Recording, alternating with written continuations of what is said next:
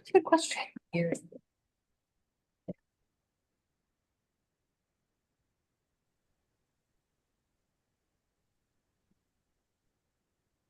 Sunday.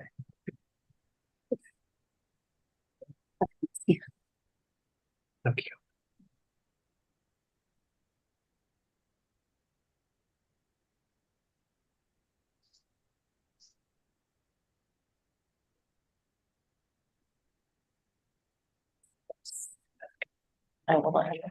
Good morning. I'd like to welcome everybody to the Board of Directors meeting of the Chautauqua County Industrial Development Agency. We're at BWB Building, 201 West 3rd Street, Jamestown, New York. We're also streaming live on YouTube. It's June the 23rd at 10:30. Go ahead and have roll call. Gary Henry's here. Dan Hetzenrader here. Megan Sheffield Smith Here. Amy Harding Here. Kevin Muldowney Here. Tom Harmon Here. Dan DeMart here. Don Healy here. You should have already received the May 26th, 2026 minutes and had a chance to review those. Do we have a motion to accept those minutes? So moved. Thank you. Do we have a second? Second. All those in favor say aye. Aye. Opposed? The minutes have been approved. I'd like to welcome PJ Wendell to the meeting. Is there anything you'd like to share with us this morning? Yes, certainly. So as you know, most recently, the city of Jamestown received a second DRI. Falconer received a New York Forward grant to the tune of $4.5 million. In total, in about the last 5 years, we've received $29 million of economic investment by the state of New York. Having said that, at a local directors meeting with the Partnership for Economic Growth, Karen Utz from Empire State Development Corp, Regional Empire State Development, said Chautauqua County is the poster child of economic development. Quite similar. As I was waiting in line, Ben Bedell from the Department of State came in and said the same thing. So contrary to what people want to see and what people want to read is that whole horrible this county is doing, the state is the ones feeling we're doing a pretty remarkable job when it comes to economic development. Again, if you look back to, I think within the last 10 years, the city of Jamestown had another DRI. So you're looking at $39 million of investment from State Economic Development Corporation. So I think that says a lot about what we're doing here. So, hats off. We're going to continue to do it. And a lot of it part and parcel with this organization and how we focus. But, Ben basically said when a county is looking to apply to these grants, he's saying reach out to Chautauqua County. Mark and his team and everybody does a phenomenal job working, again, unilaterally with any municipality, anything to get the job done. So I think that's great credit to, Mark and his team, but also for the IDA being a very, very working partner with every one of these organizations. So just hats off. I can't say enough, and congratulations. It's really good news. Thank you. Yeah, thank you. I'd like to note that there's been a change to our agenda, and we will not be discussing Lakeside Works this month. And so that has been pushed back, and we'll be talking about that in a future meeting. So we'll move in right into new business A, Cinta Solar LLC, presented by Christine and Millen, who's here remotely. Thank you, Mr. Chairman. Yes, so Cinta Solar LLC is a familiar name here, as we previously approved this project in 2022, and we actually closed on the pilot as of December 1st, 2024. We do have Ron Glandian with us here today. And Ron, I'll introduce you in just a few minutes for remarks. Ron's the Director of Business Development for KCI3 DevCo LLC, which purchased this project from Saturn Power Inc., who was rented previously. So they are the owners of the project and the ones that closed on the project back in December of 2024. So some time has passed. We recently in June received a letter requesting a reinstatement of the previously approved sales tax exemption, which expired in March. So same kind of thing, timelines just pushed out a little bit. At the same time, they noted that the nameplate capacity for the project is just slightly smaller than originally approved. And that was at 5 megawatts AC originally. It's actually 4.5 megawatts AC. And our pilot pricing is based on the nameplate capacity. So, accordingly, just requesting the appropriate adjustment with the nameplate capacity change. And then at the same time, the acreage, just fine tuning the project description for our agency documents. Originally estimated at 26 acres, it's actually 21.8218. So just to be completely thorough, our attorney advised us to bring this back to the board for your review and approval. We went through the original, the typical process of issuing public hearing notices. We issued deviation notices. In a few minutes, Millen will conduct, or maybe Greg will conduct the deviation hearing. And we reviewed seeker. So this is just to refresh everyone's memory. It's been a few years. This relates to the new construction of a 4.5 megawatt AC solar farm that's located at 7030 South Stockton Cassadaga Road in Stockton within the town of Stockton. So this is a commercial solar project that includes solar panels, steel trackers, inverters, transformers, switchgear, cabling, wiring, and combined boxes. The request that was approved and already closed was for real property tax abatement for 25 years, sales tax abatement, and mortgage recording tax abatement. So again, updating the pilot schedule. We also applied the new, more current model that we use that has changed over time. So we recalculated, brought everything current, updated the pilot schedule. Total pilot payments now are estimated at $504,477 over 25 years, which is about $56,000 in pilot payments less than originally approved due to the nameplate capacity change.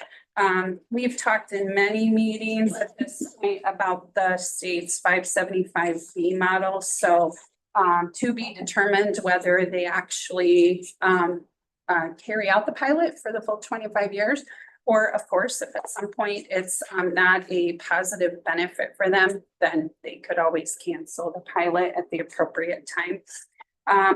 But having the pilot approval and continuing with that gives them, for their lenders and their financing model, it does give them that payment certainty that many of these developers need. Sales tax, no change. The original amount approved was $400,000. Honestly, just needing a timing extension on that. So thought that it would make sense to bring that back for your approval. We did, again, issue the deviation notices. Haven't received any comments. I did reach out and had a couple of conversations with the town supervisor. He understood everything. I made him aware of, the different pricing, the different pilot schedule models from 2022. And now I explained all of that to him. They, of course, have a host community agreement, which we don't get involved with. We're not a party to it. That's not part of this. That, I guess I'm going to say, that doesn't affect anything. It's strictly just the tax lease pilot that's being reviewed today. So Supervisor Wilson, fully aware, we had the public hearing yesterday morning at the fire hall located in the town of Stockton, the same location as previously, which is where we typically have our public hearings within the town of Stockton. Very nice facility. There were no members of the public that attended, and we didn't receive any written comments related to the project. Let's see if I had it. I also ran a new cost benefit analysis. We have, again, it's been a few years. We have a new model for that too. And the cost benefit analysis as updated is a 8-to-1 cost benefit ratio. In terms of timeline, I'll have Ron speak to that when he provides his project update. We'll ask Millen to talk about, or Greg to talk about the secret review related to this, and then ask our attorneys to conduct the deviation hearing. But next, I'd like to ask Ron if you'd like to provide us with a project update, please. Sure, of course. So we closed the pilot for Cinta Solar alongside Schofield Solar. So both of those were done with this IDA here. Schofield went online last year. Cinta, the project we're talking about today, was unfortunately caught up in the National Grid Aspen utility restudy. So a cluster of projects, including Cinta, were caught in that delayed everything. Project had to go back into restudy, and there was a substation upgrade by National Grid that needed to be completed first. That was all completed in the beginning of 2025 by National Grid when they said we can move forward again with the project. In that time, there were also new updates made to the U.S. Army Corps and DEC wetlands. So our project had to go back and take another look through wetlands, which is where some of the new rules resulted in our project having to be pushed up from the southern portion, which is where we lost approximately 10%, almost exactly 10%. So the 5 megawatts AC got reduced to 4.5 megawatts AC, and the project acreage was reduced from 26 acres down to 21.8 acres. So that's where the reductions are coming from. It's to move the project out further above buffers from wetlands to the south. We received a permit from the DEC in November 2025. And then we received a building permit from the town in February of this year, 2026.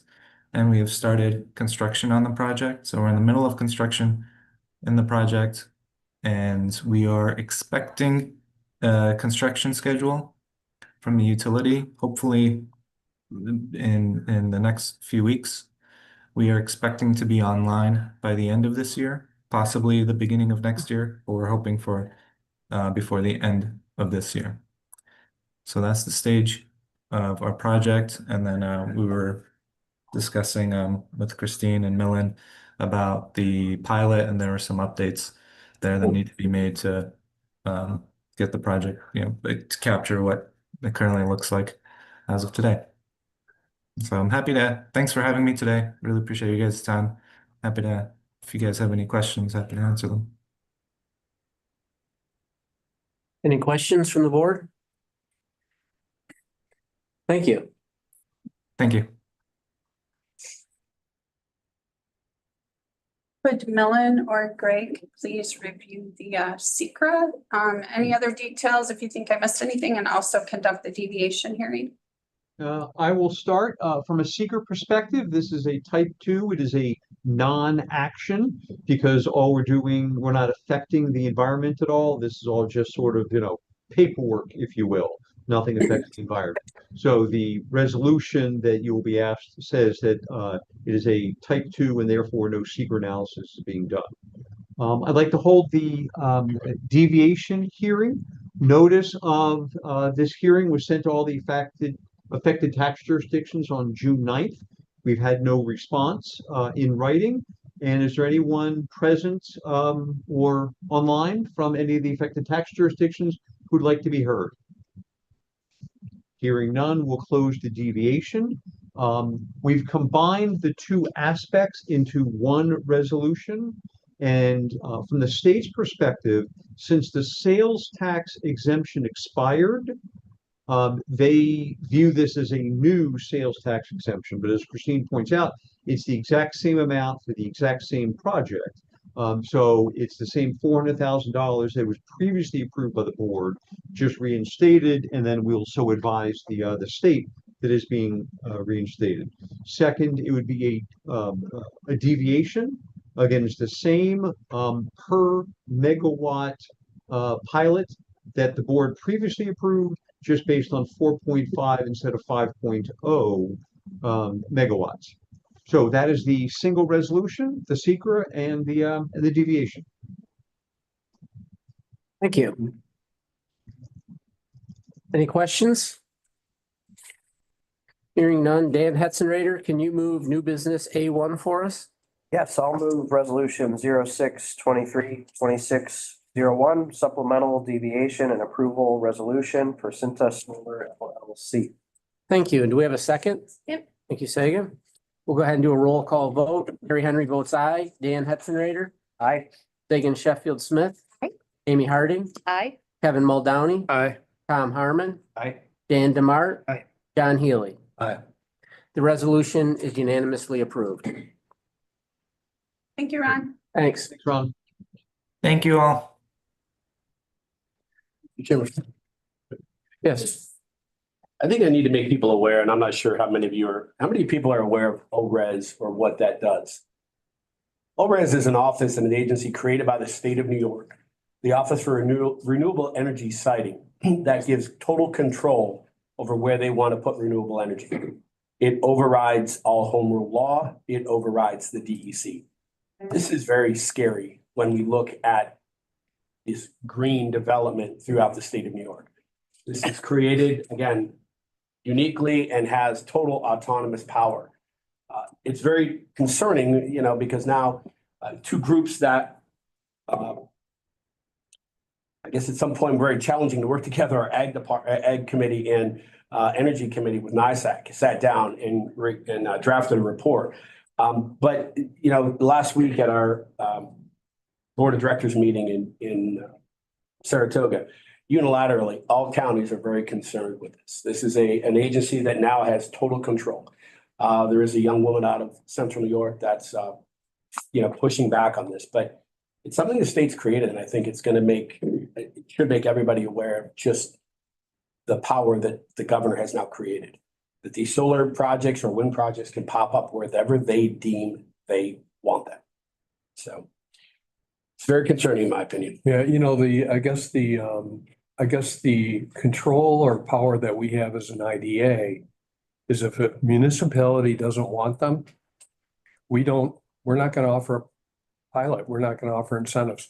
So and a lot of these, I don't think make economic sense without that. So But we now, still have, right, but ORES overrides all of that. They right. have if a town says we don't want it, too bad, it's coming. Well, yeah, but without our incentive. Correct, yeah. Without our incentives. So if they can make it work without our incentives, then they can make it work. But if they come to us and the municipality doesn't want it, we're not going to provide our incentives to them. No, 100%, but Yeah. what I'm talking about is completely Yeah, just, again, it's an overrule by the state. yeah. Because they've created an agency that will take away any power any municipality and IDA the county has. If they want to put something up in 500 acres in Busti, they can do it, and there's nothing anybody can do to stop it. I think that's very concerning.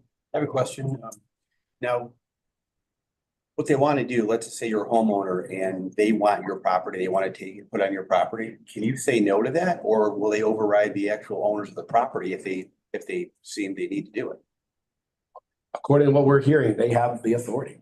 If they feel this is where they want that, that's where it goes. Now, It's a little too much. I can't understand somebody's personal property, but I mean, if farmland, if it's available, there's a lot of question about it. Yeah, Tom, in theory, they would have to condemn your property, which again, for residential, I don't think is likely to happen. But it really is an approval as to where folks can put solar. And Mark, I know you're going to cover this in your report, but it reminds me of the data centers. battery energy storage. First, it's a moratorium, but the state is thinking about doing exactly what the county executive said, but as to battery energy storage, they get to approve where it is. So they're taking control away from local folks, or they may. Right now, it's sitting on the governor's desk. I think we were talking about data centers, Yes. data center. Well, I'm sorry. Yeah. Is ORES in charge of determining how these solar and wind and all that, how they're assessed? Because we have these pilots on these solars and they're paying higher in their pilot than what the assessment on the property is, because they haven't figured out how to properly assess once all the panels are up. That hasn't been we haven't been fully aware of that yet, but it's, like I said, just the fact that we come in. I just keep waiting every time I do Paris. But the concerning part is, you're dangling money in front of people who need it. In some cases right now with solar, respectfully of anybody who does it. This is just my personal belief. When we look at, you're giving somebody money and how it changes the landscape. Look at the solar farms and the wind farms. It's just a growing concern. You know, what you're gonna see right now, there are counties that are hitting the 25-year mark in their wind farms. And then what's gonna happen? And those are aging out in the next year or two. So there's gonna be a huge change, but, you know, counties across the state are very concerned with this new agency and the authority they have. Thank you. Next, we'll move into the executive director's report. Okay, so I got 5 or 6 things here. Tarp Skunks game last week. We part of our publicity and promotion, we bought out the field and invited the public to come and enjoy a game that was on Thursday last week, and it was great.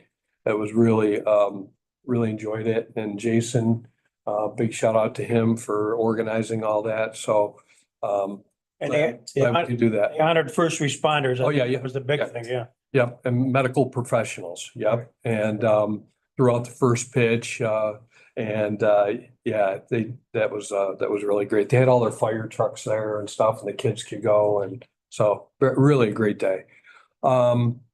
I wanted the board to know that we are working with several local manufacturers that are looking to expand into some of the, you know, there's a couple of vacant buildings, as you know, down in the Jamestown area, like CCIDA, Truck Light, other space. And there's a lot of activity sort of behind the scenes, and we're helping with that. Rose has been all over that. We've had a lot of conversations, but I think you're going to see some action here in the coming months with those buildings. So I don't think you're going to sit there for very long. So I'm really excited about that. You know, progress at Ripley and Mason, you know, I mean, I could talk for half an hour about all the stuff going on at Ripley, but you know, the contract's been awarded for 1,850-foot long road, water, sewer. We're still waiting for the DOT contract for the earmark that was for the turning lane coming off of Shortman into the park.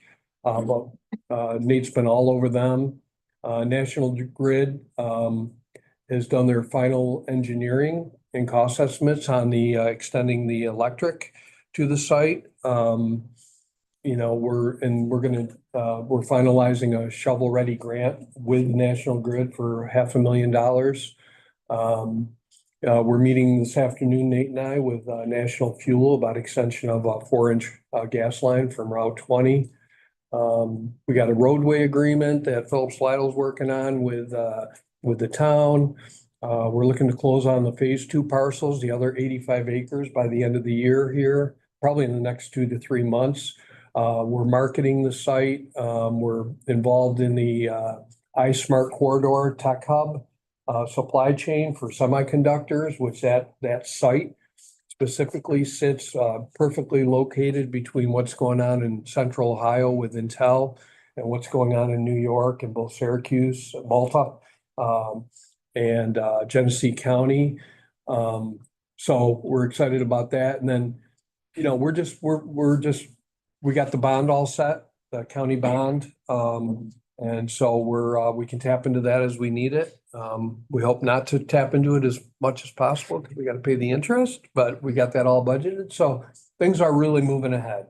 To Mark's credit, you know, before Ripley, I was sitting down with Jeff Januszewski from the state, saying, you know, the Ripley project was a finalist for a Gatorade Zero producing factory.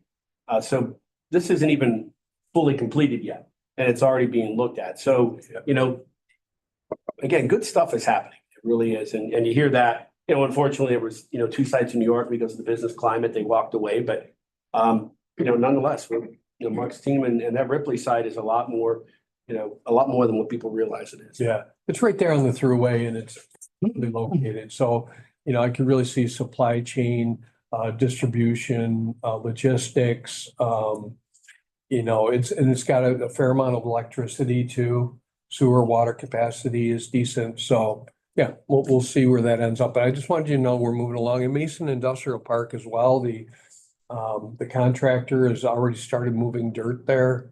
I think they're looking at July-ish to be done with stubbing in the road, water, sewer. We got that big Fast New York award or Power Up award with the BPU to extend 100 megawatts down there and run by Electrovia so they can tap into it. So that's a big deal too, because that site will have a lot of power and we're going to market it that way. We're not going to settle for, anything less. So that's good. I'm seeing a nuclear 101 event next week. I know PJ is and others are going to be offering opening remarks. We have 5 panelists that are all experts in the field of nuclear, and it's sort of a nuclear 101, right? Because NRG was purchased by Genover. And we worked hard on that, and that's really good news. And certainly they're sort of exploring the possibilities there. And certainly nuclear is one of them, right? And so we're having this event. Senator Borrello is sponsoring it. Nuclear New York is sort of coordinating it. And it's on Tuesday from 4 to 6 at Fredonia State College. So that should be pretty cool. Yeah, the data center moratorium, what Millen was talking about. So, that New York has passed a 1-year moratorium. It's still on the governor's desk. She hasn't signed it yet. But it's a moratorium on permits for new data centers with peak electricity demand of 20 megawatts or more. It doesn't affect any of the projects already under construction or existing facilities. But the purpose is, rising electricity costs, potential environmental impacts, alignment with climate goals, and other things. So they're sort of stepping back on this, taking 1 year moratorium, doing some environmental review, utility and rate review, looking at community and labor standards, et cetera. So the reason I bring that up is that certainly at the NRG site, one of the things that we had identified as a potential use there is a data center. It could impact, and I guess the bothersome thing, just as County Executive Wendell was talking about these renewable energy projects, is sort of taking control out of the local municipalities, Did you want to say anything more, Millen? I know that we had talked about this, or anybody else? No? I guess not. You're muted. Yeah. All right. Well, you had your chance. We're moving on. He's in Rochester. Yeah. So the other thing I wanted to talk about just a little bit was Genover, Texas-based company that purchased the NRG site, and their expertise is actually old abandoned or mothballed electric utility sites. And they've done 6 or 7 of them they're all different. A couple of them, I think they were repowered. Some of them were, in most cases they demo the sites, they clean them up, and then they repurpose them for, data center, repowering, and other sort of economic development, industrial development purposes. So we've had a couple of meetings with them, Vince DeJoy and myself, and they're really great to work with. They really want to do what's in the best interest of the community, and they want to make sure that what they're proposing. And they're not proposing anything right now. It's sort of like they're getting on the ground and really evaluating the lay of the land, and they have a lot of contacts, and so more to come. That, but I wanted you to know that's going really well. I think that's all I have. Anybody else have anything that they think for this regular session? Okay, any questions? All right, Lot going on. Thank you. yeah, Next, we'll move into the treasurer's report. I'll be brief because there really isn't anything that we haven't already talked about. Yep. I'm just gonna jump right to the balance sheet and then we'll talk about the P and L versus budget. So really the only thing that I want to call out here is our cash position. We're sitting around $1 million in all tech, availability out of that loan fund and about $1.5 million in EDA. Again, we have a couple loans that are pending that have not been funded yet and that are coming to loan committee that have been in discussion with us for a couple months. We're sitting comfortable there. Our IDA cash positions around 2 million, again, going into Ripley, that's kind of where we wanted to be. So that's sitting comfortably as well. That's really all that there is to talk about on the balance sheet. If you then look at the P&L, as you can see at the bottom, we are 491,000 above our budget. Most of that is timing, but keep in mind, we also recognized that 80,000 in revenue when we wrote off the bond for the hangar, the airport hangar. So that's included in there. We are about 28,000 above budget on the application and admin fees. And then 73,000 above on interest. And that's primarily because when we have clients go interest only, obviously the principal balance doesn't go down and they just pay a little bit higher interest. And that's just 73,000 year to date. The expense favorability, that's pretty much because of timing, on like professional fees. It's not yours, Millen. Calm down. And really just timing there. And that's all. Thank you. which is good news. News is good news. We have a motion to accept the treasurer's report. Thank you. Do we have a second? All those in favor say aye. Aye. Opposed? The treasurer's report has been approved. At this point, I would entertain a motion to go into executive session for the purposes of discussing the financial or credit history of a particular person or corporation. In particular, I would like to discuss the status of our loan portfolio and the financial and credit status of some of our borrowers. Do I hear such a motion? Thank you, Kevin. Do we have a second? Second. Thank you, John. All those in favor say aye. Aye. Opposed? Okay, we'll move into executive session.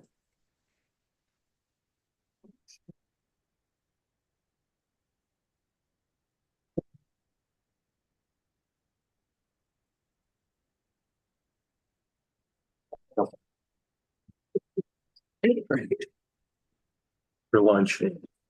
Mhm. Hey, you freak. Go. We are back in open session, and I would like to report that there were no actions or votes taken during executive session, therefore no minutes of the meeting were taken. Any old business to come before the board? Hearing none, we'll consider the meeting adjourned, and the next Chautauqua County IDA meeting will be July the 28th at 10:30 here at BWB Building, again, 201